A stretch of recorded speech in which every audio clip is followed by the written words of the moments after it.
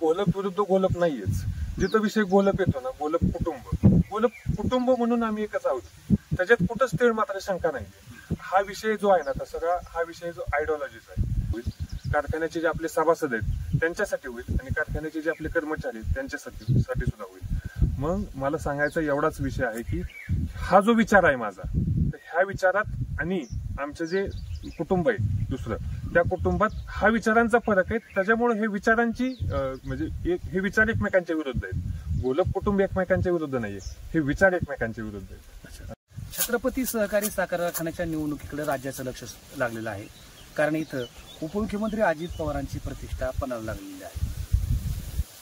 शेतकरी कृती समिती या परंपरागत विरोधकाला सोबत घेऊन उपमुख्यमंत्री अजित पवार आणि क्रीडा मंत्री दत्तात्रय भरणे यांनी हे संयुक्त पॅनल केलं आणि कारखान्याला 5 वर्ष माजी अध्यक्ष असलेले पृथ्वीराज हे अध्यक्ष असतील असं जाहीर करून टाकलं. विरोधक आणि सत्ताधारी एकत्र येऊन हा बेरजेचा, राजकारणातल्या बेरजेचा किंवा सहकार्यातल्या बेरजेचा एक नवा खेळ या निमित्तानं मांडला गेला असल्यामुळे राज्याचं लक्ष लागलेलं आहे. आणि काल उपमुख्यमंत्री अजित पवार यांनी या संचालक मंडळाच्या उमेदवारांच्या प्रचाराचा नारळ फोडला. हा नारळ फोडल्यानंतर जाहीर सभेमध्ये उपमुख्यमंत्री अजित पवार यांनी सर्व संचालक मंडळातील संचालक पदासाठी उभे राहिले असलेल्या उमेदवारांचा परिचय करून दिला. हा परिचय करून देत असताना एका नावावरती त्यांनी विशेष भर दिला आणि हे नाव जास्त चर्चेत आलं सभेत. यावेळचे संचालक पदाचे उमेदवार सगळे बहुंशी नवीन आहेत, नौके आहेत. त्यामुळे साहजिकच सगळ्यांच्या नजरा या उमेदवारांच्या ओळख परेडीकडे होत्या आणि त्यामुळे ओळख करून देताना हे नाव जास्त चर्चेत आलं. आणि हे नाव चर्चेत येण्यामागचं दुसरं एक कारण इंदापूरच्या राजकारणाचा एक प्रभाव. इंदापूरच्या राजकारणात प्रभाव टाकणारं एक आडनाव आहे ते म्हणजे घोलप. आणि या घोलप आडनावातील एक नवीन चेहरा यावेळी छत्रपती कारखान्याच्या निवडणुकीत उमेदवार म्हणून उभा आहे. ते आहेत आपल्याबरोबर पृथ्वीराज श्रीनिवास घोलप. पृथ्वीराज, खरं तर काल अजितदादांनी फार प्रकर्षानं नाव घेतलं आणि या चॅनलमध्ये 2 पृथ्वीराज आहेत असं सांगत तुमचा जास्त उल्लेख केला. तर कसं वाटलं साधारणपणे ही ओळख करून देताना? निश्चितच आज जर आपण पाहायला गेलं, सन्माननीय अजितदादांनी ज्या पद्धतीने माझं नाव काल घेतलं किंवा माझा परिचय करून दिला सभेच्या दरम्यान, निश्चितच कुठलाही माझ्यासारखा सर्वसामान्य एक कार्यकर्ता असतो किंवा आज कारखान्याचा सभासद असतो, महाराष्ट्र राज्याचे उपमुख्यमंत्री स्वतः आपल्याबद्दल असं एक वर्णन करतात, आपल्या अशा पद्धतीची ओळख करून देतात, तर निश्चितच मला त्या गोष्टीचा आनंद आहे आणि कुठं ना कुठं समाधानही वाटतं. बरं, आम्हाला काल परवापर्यंत पृथ्वीराज कधीच सहकारात राजकारणात दिसला आणि आज अचानक या निवडणुकीत उभा असलं आम्हाला पाहायला मिळाला. नाही, अचानक असं म्हणता येणार नाही. आजपर्यंत होत असं गेलं की मी ह्या गोलप कुटुंबाचा एक भाग आहे, सदस्य आहे ह्या कुटुंबाचा. आणि एक गोष्ट आपण लक्षात घेतली पाहिजे की आजपर्यंत आमचे थोरले चुलते आपल्या इंदापूर तालुक्याचे माजी आमदार कैलासवासी राजेंद्र कुमार घोलप साहेब असतील किंवा आमचे ज्येष्ठ बंधू घोलप असतील, यांचं एक ह्या आपल्या इंदापूरच्या राजकारणात सहभाग असायचा किंवा आज देखील आहे. परंतु आजपर्यंत होत कसं गेलं की आमचा एक बॅकस्टेज वरती काम आम्ही बाकीच्या इतर भावांनी केलेलं आहे आणि त्या अनुषंगाने आम्ही पुढं कधी नव्हतो, पुढं आलो नाही, दिसलो नाही. पण आमचं समाजात एकंदरीत जे काही काम करायला हवं एक फॅमिली म्हणून, ते आम्ही आजपर्यंत सातत्याने करत आलेलो आहोत. आणि इथून पुढं आता विषय असा आहे की एकंदरीत जे काही आपण आज चित्र बघतोय, तर हे एक मला सहकार क्षेत्रात येण्याची जी आज संधी मिळते ती कशी आहे, तर माझा एकंदरीत मी गेले 12 वर्ष व्यवसाय करतोय आणि ह्या व्यवसायाच्या निमित्तानं सहकार आज म्हणलं पाहायला गेलं तर आपण कारखान्याचा विषय आपला चाललेला आहे. कारखाना सुद्धा एक आपण बघतो तर साखर कारखाना, साखर उद्योग हा एक व्यवसायच आहे आणि निश्चितच माझ्या व्यवसायाचा जो अनुभव आहे त्या अनुभवाचा फायदा नक्कीच आपण कुठेतरी कारखान्यासाठी त्या रूपाने योगदान द्यावं माझ्यातर्फे. त्यामुळे मी ह्या एकंदरीत निवडणुकीमध्ये उतरलेलो आहे. खरं तर पृथ्वीराज म्हणजे एक व्यावसायिक. काय नेमका व्यवसाय करत असतो? आता मुख्य व्यवसाय माझा तसं पाहायला गेलं तर आवर्जून सांगतो आधी की शेतीच आहे आणि शेतीनंतर उद्योगधंदा. स्वतः शेती केली? हो, केली आहे ना. काय काय केले? ऊस आणि द्राक्ष ही 2 प्रामुख्याने पिकं माझी. किती टनापर्यंत अवरेज काढले? जास्तीत जास्त 2017चं जर सांगायचं झालं तर आमचं 104 टन एकरी निघालेलं. ते 2017 साली का झालं ते पण सांगतो. त्याच्या मागचं कारण असं आहे, त्या क्षेत्रात 25 वर्षापासून द्राक्ष बाग होती अगदी. आणि इन अँड ऍव्हरेज जर दरवर्षी पाहायला गेलं तर निश्चितच आम्ही 75-80च्या दरम्यान असतो. 75 ते 80च्या दरम्यान आम्ही एकरी ऍव्हरेज काढतो. किती तुम्ही स्वतः किती एकर शेती हे करता, म्हणजे मी स्वतः सांभाळलेली आहे किंवा पाहिलेलं आहे किंवा व्यवस्थापन केलेलं आहे? मला जर विचारायला गेला तर साधारणतः एक 60-65 एकर मी वैयक्तिकरित्या शेती पाहिलेली आहे, ज्याच्यामध्ये प्रामुख्याने ऊस आणि द्राक्षाची शेती केलेली आहे. याच्यावर तुम्ही व्यवसाय करीत आहात? हो. तो व्यवसाय कसा सांभाळताय? व्यवसाय उद्योगधंदा म्हणायला गेलं तर मी आज 12 वर्ष झालं त्या पण क्षेत्रात काम करतोय. आता सांगायला जायचं तर आपली एक्साइड इंडस्ट्रीज जी आहे, एक्साइड इंडस्ट्रीज आज भारतात नाही जागतिक पातळीवरती फार मोठं नाव आहे. त्याची डिस्ट्रीब्युटरशिप गेली 12 वर्ष माझ्याकडे आहे.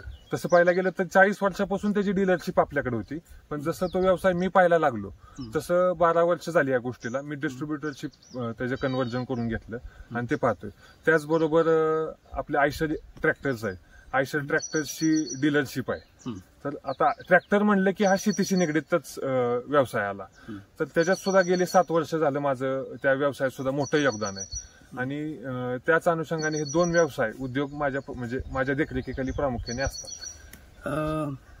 अचानक राजकारणात आला शेती व्यवसाय करता करता, तर राजकारणात यायचं आधीच ठरलं होतं की तुम्हाला कुणी पुढं घेतलं किंवा तुम्हाला कशा स्वरूपाची ही शिडी कशी मिळाली? आता राजकारण म्हणलं तर आता विषय असा आहे बघा, माझ्या कुटुंबालाच राजकीय वारसा आहे हे तर आपण मान्य करतो. निश्चितच लहानपणापासून मी गोलब साहेबांना बघत आलेलो आहे. तर कुठं ना कुठं ते माझ्या म्हणजे ह्याच्यामध्ये जाणवून येत होतं की मला ती गोष्ट आवडायची किंवा त्याच्यात सहभागी व्हायला आवडायचं. परंतु होत कसं गेलं की आपल्या एक संस्कृतीचा भाग आहे की ज्यावेळेस आपलं कुटुंब, आपल्या कुटुंबातले ज्येष्ठ त्या क्षेत्रात असतात, त्याच्यात सहभागी असतात, त्या दरम्यान मग आपण एक आपला जो रोल आहे तो रोल प्ले करायचा आणि शांत राहायचं. तर आणि त्याचबरोबर माझे उद्योग व्यवसाय शेती असल्यामुळे माझं तिकडे पण लक्ष असायचं. परंतु झालं कसं, असं माझा अंदाज आहे, प्राथमिक अंदाज आहे की मला असं वाटतं की एकंदरीत जे काही समाजकार्यात माझा एवढ्या दिवसात सहभाग झाला किंवा माझे जे काही नातेवाईक आहेत त्यांच्यासोबत एवढ्या वर्षात मला कळतंय असं उठणं बसणं झालं, त्या दरम्यान मला असं वाटतं की असं झालं असावं की माझ्या नातेवाईक म्हणा, माझा मित्रपरिवार म्हणा, ह्या भागातला इथला काही शेतकरी वर्ग असेल, यांनी कुठं ना कुठं माझ्या नावाची एक चर्चा केली, थोडासा शिफारस म्हणा किंवा आग्रह धरला असं म्हणा की माझं नाव तिथपर्यंत पोचलं, नेत्यांपर्यंत म्हणा, आदरणीय दादा, आदरणीय मामा, आदरणीय बापूंपाशी माझं नाव पोचलं. आणि माझ्या नावाचा एवढ्या मोठ्या प्रमाणात एवढ्या मोठ्या नेत्यांनी विचार करणं आणि मला संधी देणे हे माझ्यासाठी निश्चितच अभिमानाची आणि म्हणजे त्याचा भाग आहे.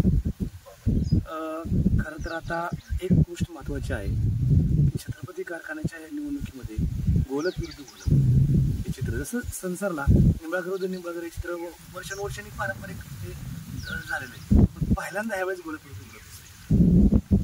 आता एक सांगतो तुम्हाला, मुळातच हा प्रश्न जो आहे ना हा अशा पद्धतीचा नसावा असं मला वाटतं. हे गोलक विरुद्ध गोलक नाहीयेच. जिथं विषय गोलप येतो ना, गोलप कुटुंब म्हणून आम्ही एकच आहोत, त्याच्यात कुठंच तीळ मात्र शंका नाहीये. हा विषय जो आहे ना, तर सगळा हा विषय जो आयडिओलॉजीचा आहे, एक विचार जो म्हणतो ना आपण, तर त्याच्यात माझा विचार एकंदरीत असा आहे की आज ज्या पॅनल मधून मला उमेदवारी मिळालेली आहे, हा पॅनल आदरणीय अजितदादांच्या आणि आदरणीय बर्ने मामांच्या मार्गदर्शनाखाली आणि आदरणीय बापूंच्या नेतृत्वाखाली अशा पद्धतीने हा पॅनलची स्थापना केलेली आहे. तर विषय असा आहे की आज आपण जर कारखान्याची परिस्थिती पाहता, एकंदरीत आपल्या लक्षात येतंय की आपल्या कारखान्याला नक्कीच एक बाह्य मदतीची गरज आहे. बाह्य मदत कुठली आली ती म्हणजे आपली राज्य शासनाची मदत आली, केंद्र शासनाची मदत आली. आज पाहायला गेलं तर आज ह्या गोष्टीसाठी आपण माननीय अजितदादांना खूप जवळून पाहतो. ह्या गोष्टीत जर आपल्याला कोण खूप मोठ्या प्रमाणात आणि चांगल्या पद्धतीने सहकार्य करू शकतं तर ते आहेत आदरणीय अजितदादा. ही गोष्ट तर आपण मान्य केली पाहिजे.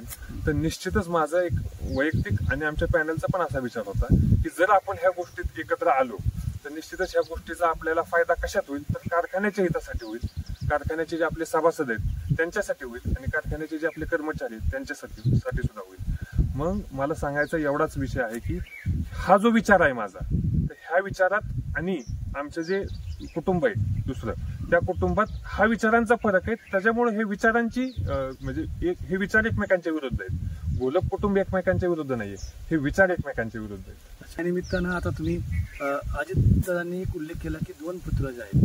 म्हणजे आज अध्यक्षपदासाठी पृथ्वीराज जाचक यांचं 5 वर्षासाठी नाव त्यांनी जाहीर करून टाकलेलं आहे आणि पृथ्वीराज जाचक हेच कारखाना या आर्थिक अडचणी बाहेर काढतील असा विश्वास सगळ्यांना वाटतो.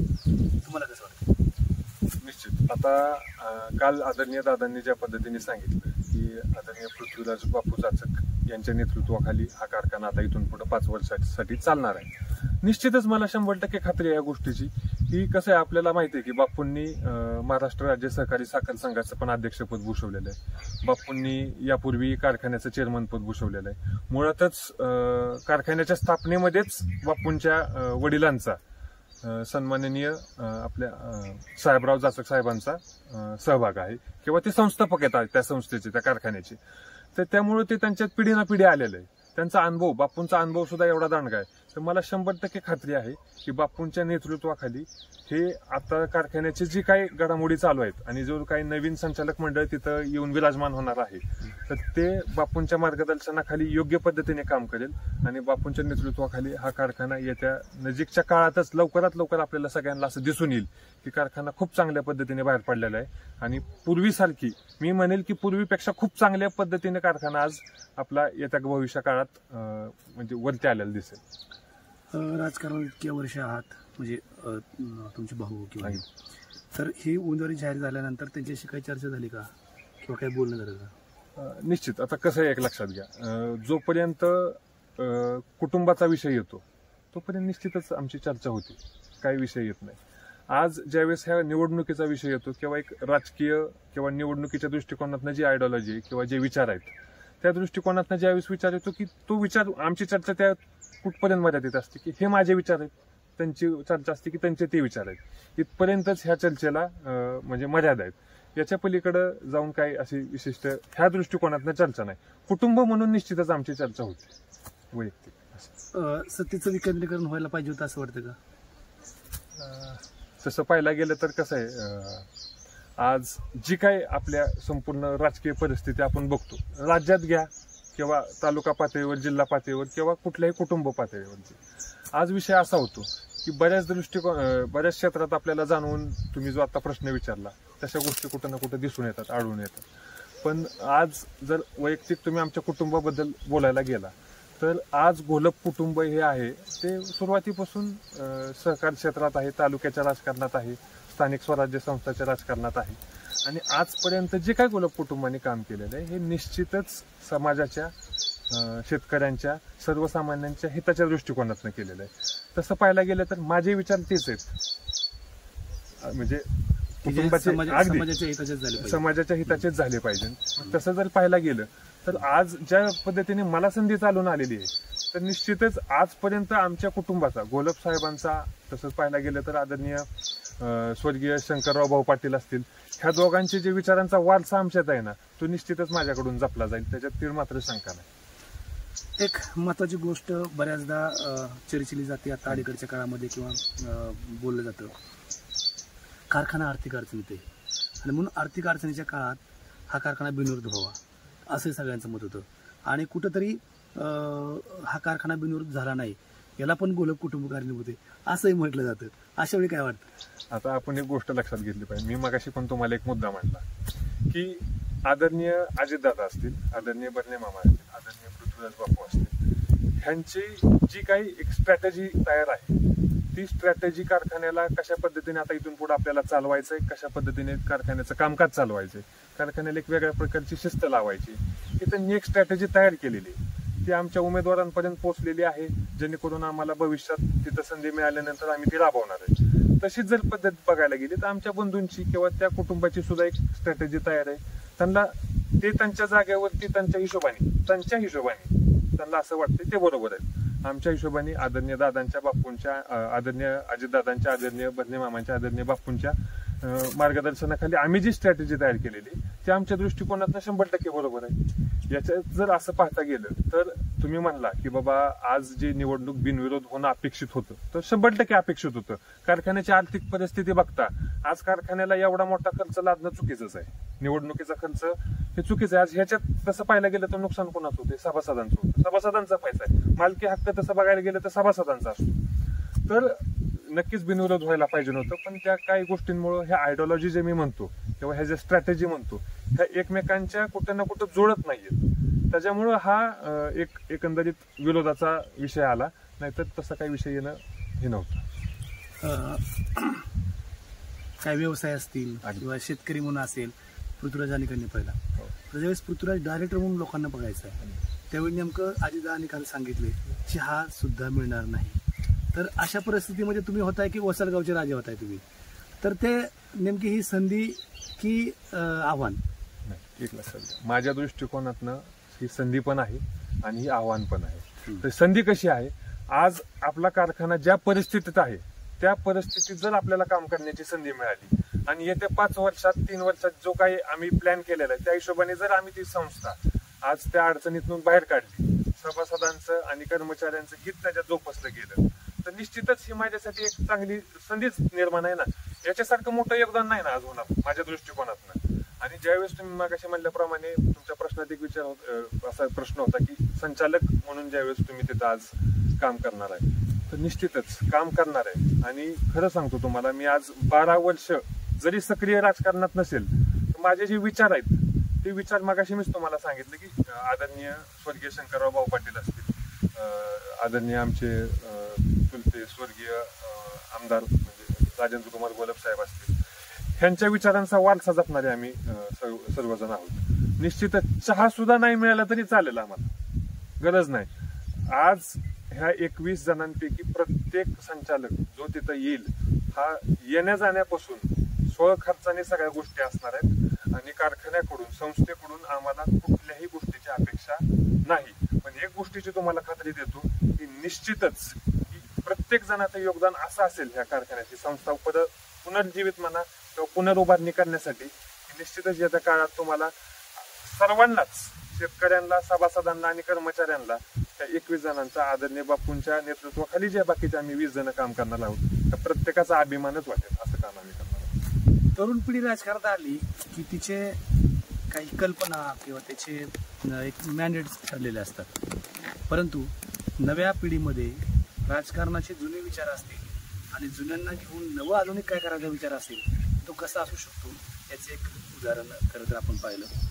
पृथ्वीराज घोलप हे या संचालक मंडळाच्या उमेदवारीतले नवखे पण आणि तरुण पण उमेदवार आहेत. या कारखान्याच्या संचालक मंडळाच्या उमेदवारीत 2 पृथ्वीराज आहेत. पृथ्वीराज राजकारणांना फक्त छत्रपती कारखान्याच्या कार्यक्षेत्रातला सभासदच नाही तर राज्य आणि देशातलाही साखर चळवळीतला प्रत्येकजण ओळखतो, तो अभ्यासू आणि तज्ज्ञ म्हणून. पृथ्वीराज अचक हे कारखाना आर्थिक अडचणीतून बाहेर काढतील असा विश्वास त्यांच्यावर नेतृत्वाने सोपवलाय आणि या 21 उमेदवारांनी देखील. अशा परिस्थितीमध्ये असे तरुण उमेदवार नेमकं काय करतायत किंवा त्यांच्या मनाची मनीषा काय आहे हे जाणून घेण्याचा आपण प्रयत्न केला. तर हे होते पृथ्वीराज श्रीनिवास घोलप, हे जे सध्या छत्रपती सहकारी साखर कारखान्याच्या निवडणुकीला उभे आहेत आणि पहिल्यांदाच घोलप विरुद्ध घोलप अशी लढत आपल्याला पाहायला मिळते.